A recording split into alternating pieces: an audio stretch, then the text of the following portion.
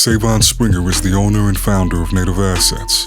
Any views expressed by Sae'Von or his guest are their own thoughts and opinions and do not reflect the opinions of Native Assets or the guest's respective employer. Any guest appearance by representatives of Web3, NFT, crypto, or any other kind of organization does not constitute an endorsement by Native Assets or the guest's respective employer.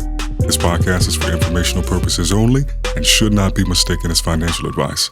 Always conduct your own due diligence and consult a qualified professional when considering any investments of any kind. Great day. Welcome back to Native Assets. And today I'm excited because this is actually the first conversation that we've had on this show that is focused around community. And this being, a conversation, a show that is about Web3, crypto, blockchain.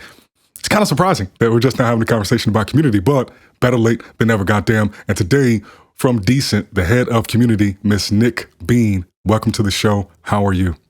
Thank you so much for having me. I'm very good. How are you? I am blessed. And I'm glad that we got to sit down. We planned this a few weeks back. And I'll kind of go through these ways where 1 week I might have 3-4 interviews, and I might go 2-3 weeks and not do an interview. And so I've been looking forward to this, especially given I've cemented myself, I've ingrained myself far more heavily in the music space of Web3 over the last few months, because I hadn't really put too much energy into it. And so as I was doing that deep dive, that's when I was like, okay, finding about different protocols out there that exist. And that's how I came across Decent. So if you could, before we talk about Decent, just give people a little brief background on who you are, and then you can kind of give the high level overview of what Decent is. Yeah, absolutely. So my name is Nikki. I am the head of community at a company called Decent XYZ, which we'll get into a little bit later. I have been in Web3 for about a year now. November will be my 1 year, or the end of November will be my 1 year anniversary. Nice. I've just been a community architect in this space since I started. I started a company called Mint Songs, which is now no longer in business, but I was their community manager, and since then built up their brand. And then now I have been working with Decent for the past few months, heading their community, building out all their social efforts, and just really growing their brand following their release of the new protocol. And for those of you who don't know Decent is a Web3 music technology company that is building tech tools for creators all over Web3, not just Web3 music, to build their own smart contracts that they 100% own through no to minimal code solutions through either our Creator HQ or the SDK, which is available through basic JavaScript functions. So really our goal here with Decent is to try to lower the barrier to entry for any creator in Web3 to really own their creations and to build releases that are on their terms rather than defining what they should be releasing. Mm-hmm. And I appreciate that so much, because one of the things I think is most powerful about Web3 is the fact that you can mix and match. It's almost like you have these different Lego blocks and you can build something based on something that previously existed. But that's hard to do if you have to get into the weeds and start looking at the solidity and, and the React or whatever else it might be. Yeah. So anything that's like low code, no code, I'm like, hell yeah, let me see it, because I can dig it. And I think most people conceptually can understand what coding is from a concept level. All right, you do this thing will happen. But to actually execute it can be a whole nother thing. So when I saw the Decent protocol released a few weeks ago, I was like, oh yeah, we got to play around with that. So that actually, I think, is a good jumping off point to kind of talk about what you do and what you bring to Decent, because you mentioned that, and this was my misunderstanding when I first came across Decent, was that it was only or effectively exclusively about music, but it's not. It's more about just creators and content. Is that correct?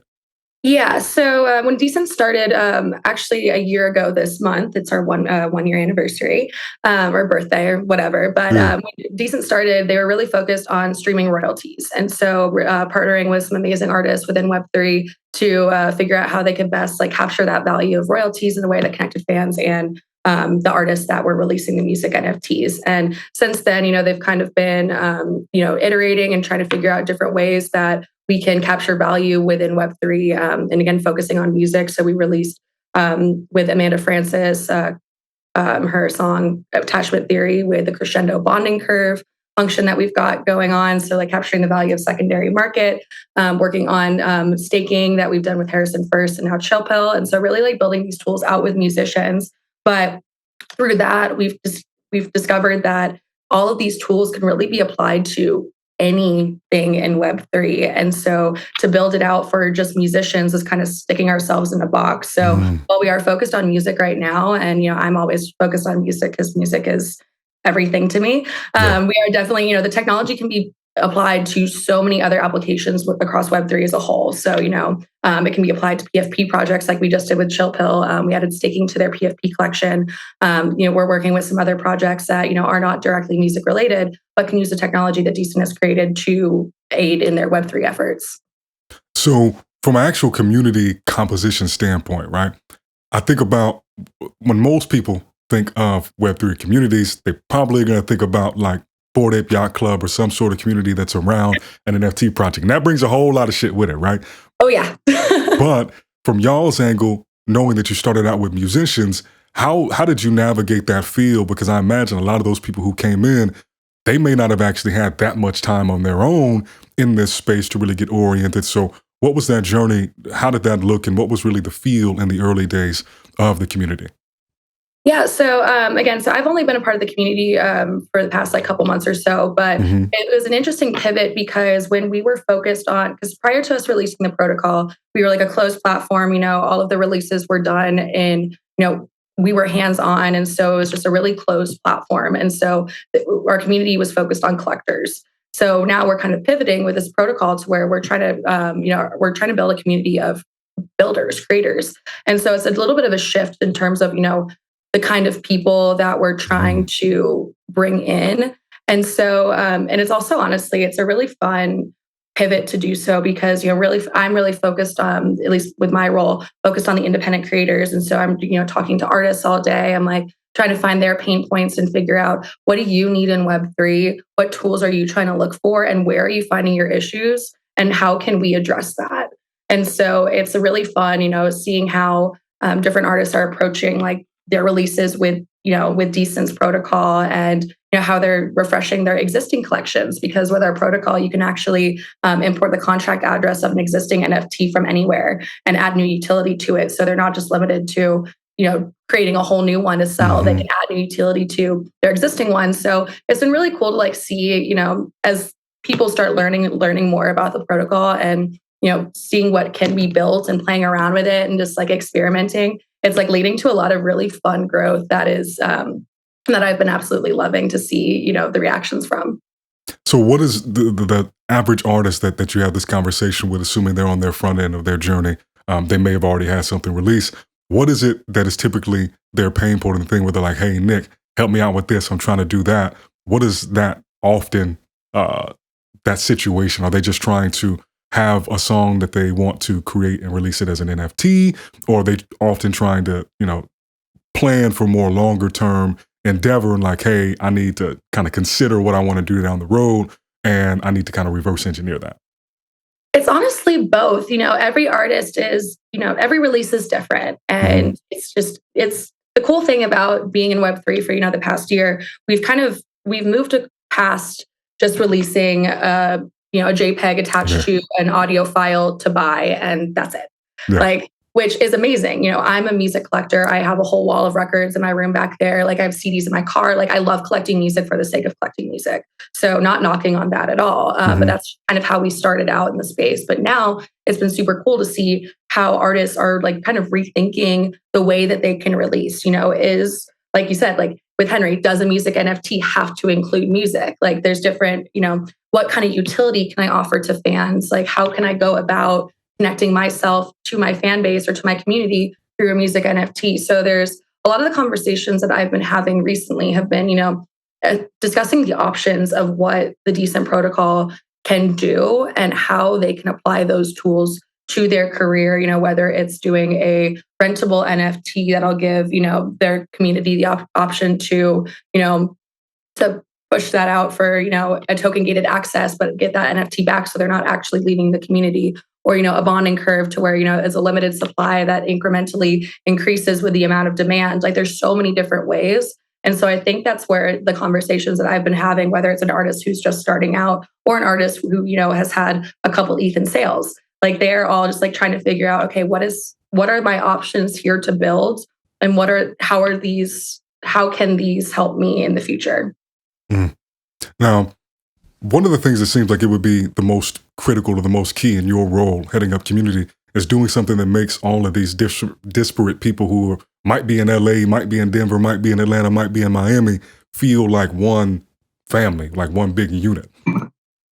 How has that journey been? Because I've never had to really manage like a community at scale of people who are all, artists and creators. And, I am a creator, I am an artist, so that can bring a lot of different personality types, often that are very expressive and very, mind running a lot of art. Let me think of the idea. Have you found a rhythm? Are y'all doing things where I know spaces can be pretty big on Twitter?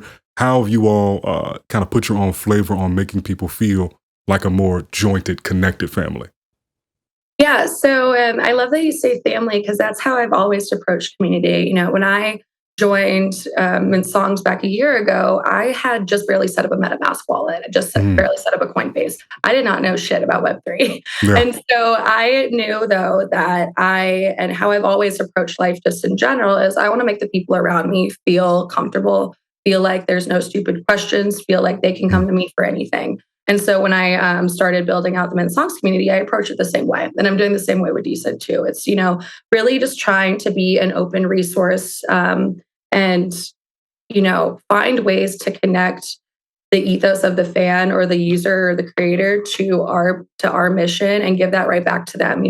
It's building community is a lot of, you can see a lot of like transactional relationships happening. And I feel like a lot of people yeah, that's good for a part of Web3, but it's after the transaction, it's after the mint, it's after, how are we keeping people engaged? So again, like spaces, we're finding a lot of success with, just bringing the community up and having them ask questions of what can we do? What can we build? And then also just, again, reaching out to the community itself and, with group chats and, in our Discord, we have an area for creators to kind of show their ideas or be like, hey, I want to build this. Is anybody wanting to, collaborate with me on this or, with a song or just like play around with different ways of value capture. So it's been really cool to see like how the community is connecting with each other in terms of what can be built and how they can do it. Now, given that there's a modular nature of what Decent does at like a protocol level, have you seen that there's a ton of overlap between Decent's community, Zora's community, Sounds community, Catalogs community? Because when I jump in some of these, like I'm in a Bello Discord, I was in a group chat with Austin, and I see a lot of the artists sometimes, and it's like, oh shit, I just saw you over there. It's like I just popped at you at the library, and I see you across the way, at the grocery store or something like that. It kind of has this feeling of like, yeah, we're on the internet, but these are very different, like parlors almost, or saloons that we're kind of gathering in. Is that relatively true for Decent and y'all's community too? Yeah, absolutely. We're trying to be, again, like we're just a tool for artists. We don't want to be the platform where you're like, we're a permissionless platform. It's open for anybody to use. We're not trying to be the people that we're like, oh, well, we're like trying to get onto Decent. Like we're, Oh, I wonder what you might be talking about because I'm trying to get on some of them shits too. No, but like we want people from who's released on, Sound Catalog everywhere else. Like we want those people because at the end of the day, the whole ethos of Web3, you should be everywhere. You should be utilizing all of these different platforms, all of these different spaces, all of these different tools to amplify your art rather than just being in one place, because that's the antithesis of Web3 as a whole. And I also love and I encourage every creator to try out the different platforms that are available. Like if they have the, the monetary ability to do so and mint across these platforms. But, explore everything because you might find that, trying something out and it might work for somebody, but it doesn't work for you. But it might not work for you now, but it might in the future. So it's, I never want to tell anybody to be closed off to any platform. So I welcome and we love, seeing the crossover between Decent artists or artists who release on Decent, and they're releasing other places or doing other things. It just makes it a lot more fun and connected. Yeah, and I feel like that's the only way to really get a temp check on the whole ecosystem, because otherwise it's kind of just like a tunneled vision of, all right, this is what's happening in this corner of the woods, but if we really step back and see the more macro picture, that gives you a much better idea of just where even sentiment is and just what's happening and seeing trends of like, okay, to your point, when things started out, it was kind of innovative to say, all right, I'm going to take this song and this cover art and I'm going to put it on the blockchain. Yeah, that part. And now we're getting to the point where it's like there are PFP collections that don't have the music associated to it, but in some way, shape, or form, that gives you access to like the season of music being released by the artist, and then maybe at the end of that, and just really creating full on products and kind of verticals around what an artist is doing at that time. And I think that Yeah. that's a really cool thing that, prior to these sort of tools being available, had different risk associated with it, right? If you're a traditional artist, and I was listening to an interview with Brandon Tory earlier, I didn't know this exact number, but he was saying that it often takes anywhere between like $5,000 to $15,000 in marketing spend to get a song to 1 million streams on Spotify. And then when you get 1 million streams on Spotify, that might pay out about $3,000. So you super upside down on those economics. It's just like, because I have so many friends who are in the music industry as well. And so just when I found out how much Spotify shafts artists. Yeah, that shit wild. I found out how much Apple Music, how much like all of these things. I was like, this is not the way. This is not it.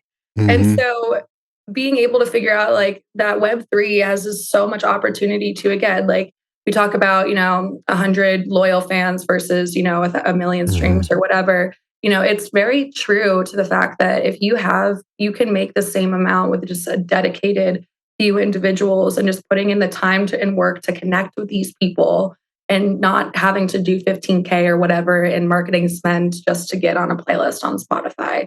And so it's a really cool, shift in the industry of what's possible for creators, which especially too, like a lot of y'all are your own teams. Like you're doing your own marketing, you're doing your own creation and production and mastering and, ad spend and all of this stuff. Like you're doing all of this. And so building tools to make it easier to do so and actually see see the return on that has been the coolest part of being in the space.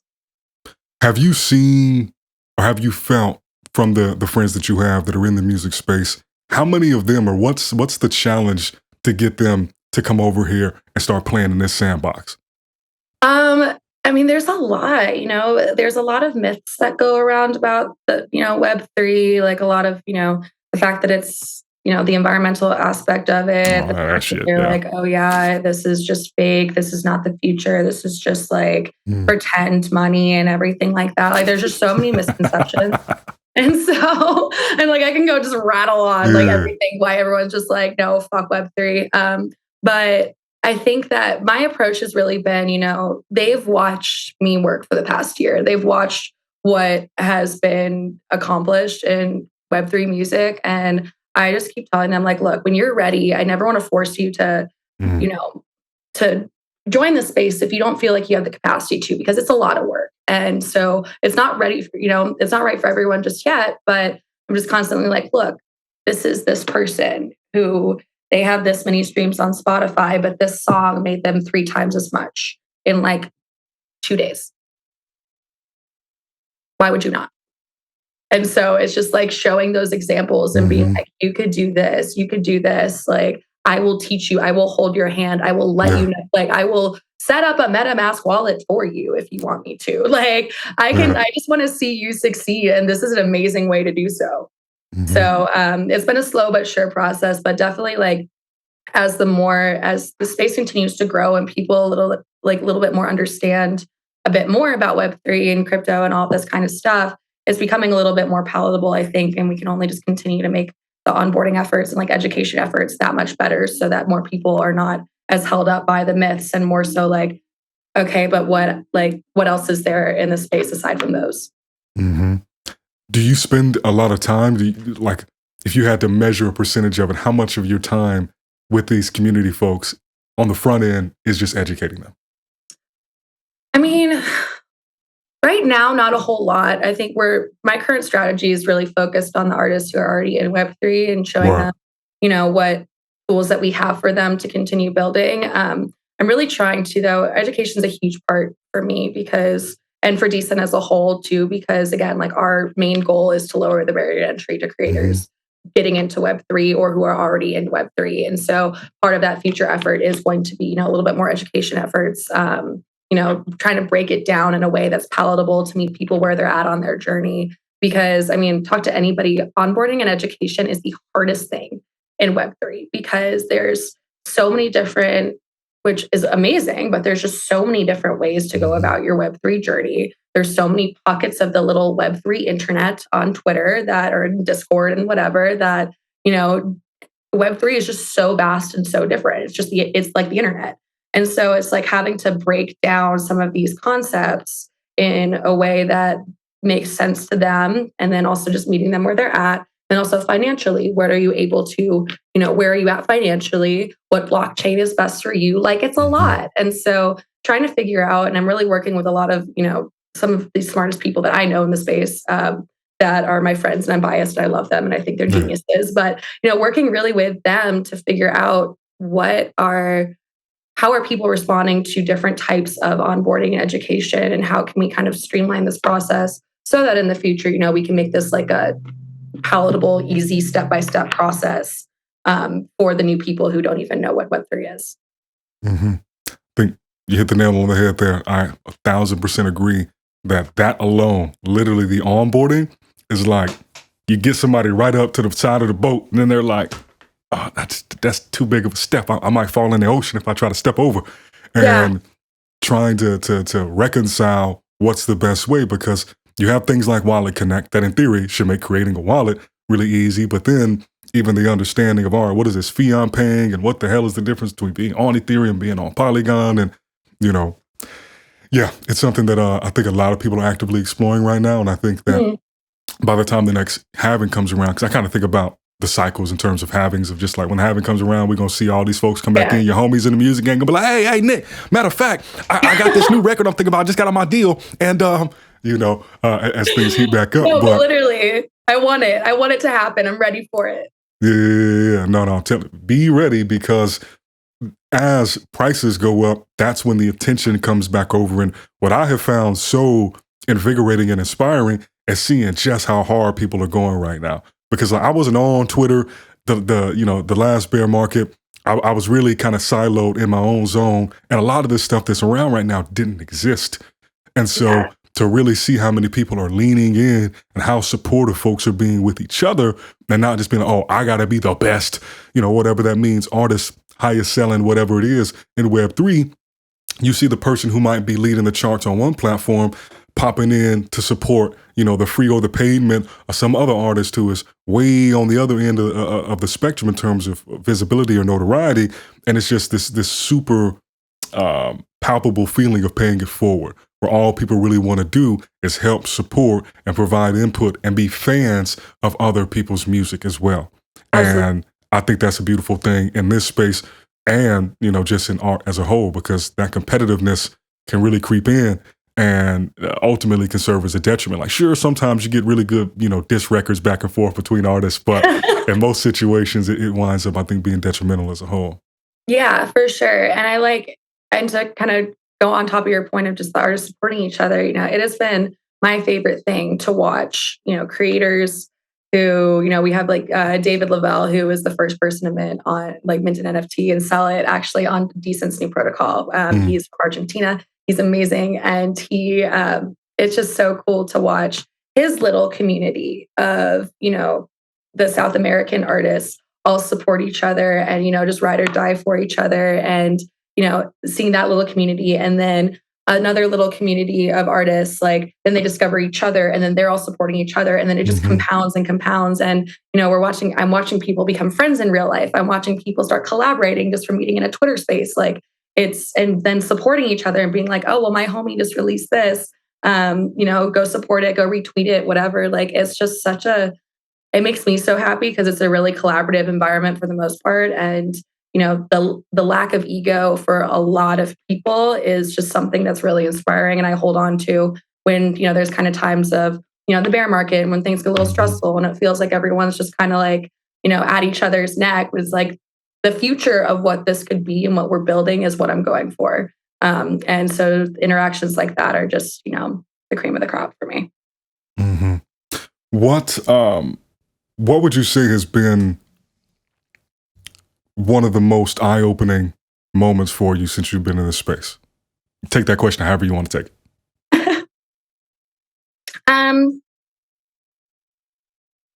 So I think one of my the biggest eye-opening moment was when Mint Songs laid off the majority of their team, myself included. And it was an interesting time period just as a whole. But it really made me step back and, thankfully I bounced back really quick with Decent and I'm really happy that it happened. But looking back on it, that was a big eye-opening moment for me because it made me realize how much people should not rely on a platform.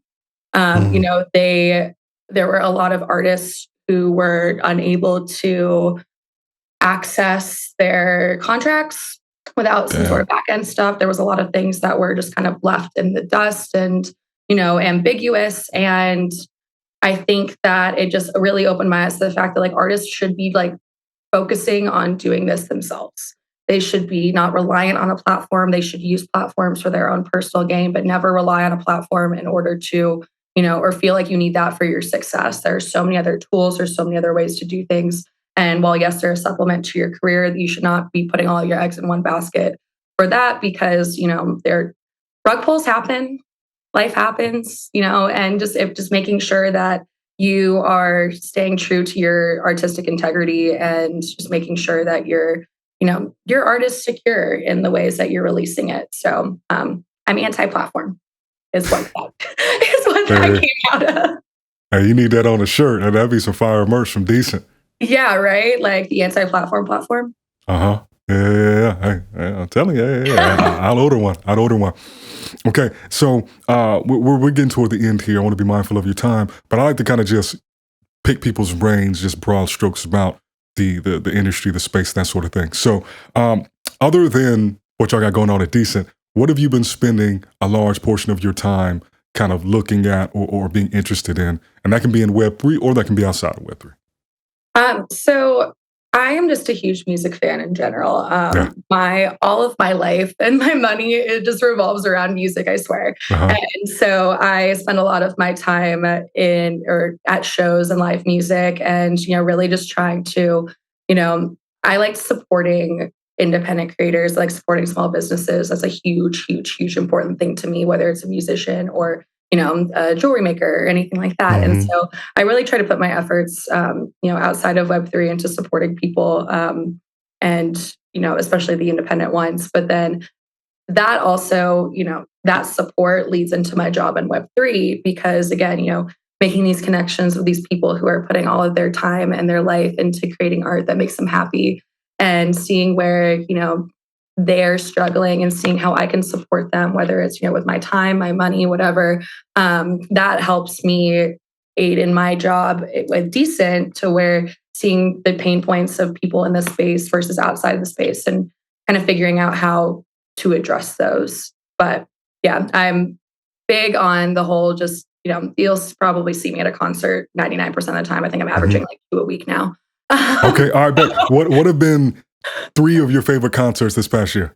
Oh my goodness. They don't have to be the best, but 3 of them. 3 that are I'll worth say mentioning. Sets because I've been to a couple of music festivals and Fortet, immaculate person. I am just like always mind blown by how insane of a producer he is. Just he's such a genius. His name is Fortet? Fortet. Okay, cool. I need to look that up. All right. Yeah, he's wild. He's been collaborating a lot with Fred again and Skrillex, which has been really cool. I also really loved seeing Jungle live. They were amazing. They're one of my favorite bands and it's really special. And then I think the last one I would say this year is Purity Ring. I had never seen them before. I've been a fan of theirs since like high school.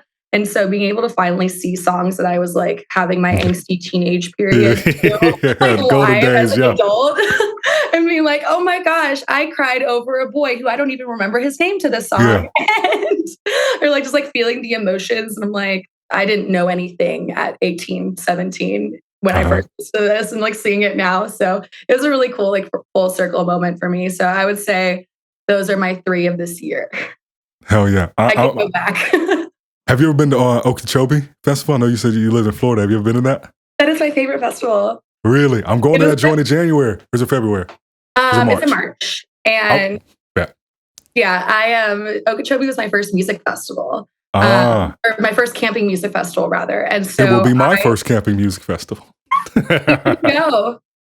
Say it again. What was your first year? No, I'm saying it will be my first. So my partner, Okay, you haven't she's been like, yet. nah, she's like into Halloween and all that other shit. And I'd never been. And so, So this you're going past to bed.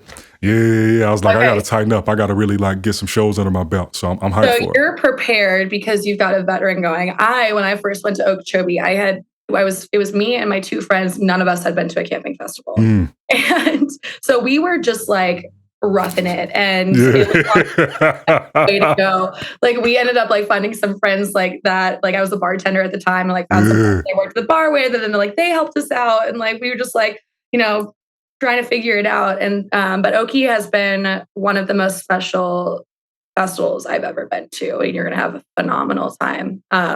It's all of my friends from Florida always just like come in and we'll fly in from all the different parts of the country that we're at, and it's like a huge reunion, and the weather's always really pretty and everything. So I cannot wait for you. But no, this is how we should link if it's a feasible thing to do amidst everything that's going on there. Yeah, cool. So any last thoughts you just want to share with the people while we're here before we get out of here? Oh my goodness. I think my main big thought is, I'm a huge mental health advocate, and one of the things that I have learned in this past year is how easily you can get burned out in this space. Constantly feeling like you need to be on touch with Discord servers and Twitter Spaces, and I have found myself getting burnt out a lot. Felt my mental health kind of like slipping through all of these like perceived pressures that we put on ourselves, and the kind of the nature of the beast that is Web3. And so I urge anybody who's listening to this to just like go touch some grass, go step outside, go make some time for yourself to step away from all of this and like center yourself and remember it's not the end of the world, and that there's a whole lot of life outside, and just prioritizing your mental and putting yourself first will be my best piece of advice to anybody, because it can really, it can either help you or it can detriment you depending on how much time you put into it. And so, drink some water, touch some grass, take care of yourself. There we go. Ending with some bars. I could not agree more. I mean, I don't think a lot of people touch on it because maybe they don't want to communicate that they have struggled, and there's kind of this power dynamic of people appearing like things just come easily to them, and that there's just, I just float through life. And this space can be very trying, and especially when you're talking about something that is often directly connected to finances, and you kind of commingle all those things together. Shit can get real out here, and I definitely had some tougher times earlier this year when that volatility was like at peak. But I do think that advice you gave is very sage, and hopefully some people take that to heart. So this has been really amazing, really enjoyable. Thank you so much for making the time, Nik. If you could, let the people know where they can get in contact with you and in contact with Decent. Absolutely. Well, thank you again for having me. This has been such a fun convo. I'm so happy we got to do this. Yeah. So you can find me best on Twitter. My @ is Nik Bean _XYZ. That's NIKBEAN. And you can also find me at Nik Bean on Instagram. Then as far as Decent goes, Decent's on Twitter at DecentXYZ. And you can find us online at decent.xyz. Amazing. All right. Well, I look forward to the next one. You take care, all right? You too. All right. Peace. You niggas ain't cheat me, you reenacted TV. I'm a real life shot caller, you niggas just shoot at the breeze. I can shoot at your knees, 1 cap, 2 cap, my cat, go black, producing near load of facts, catch a skeleton around the mouth. See I terrorize like it's getting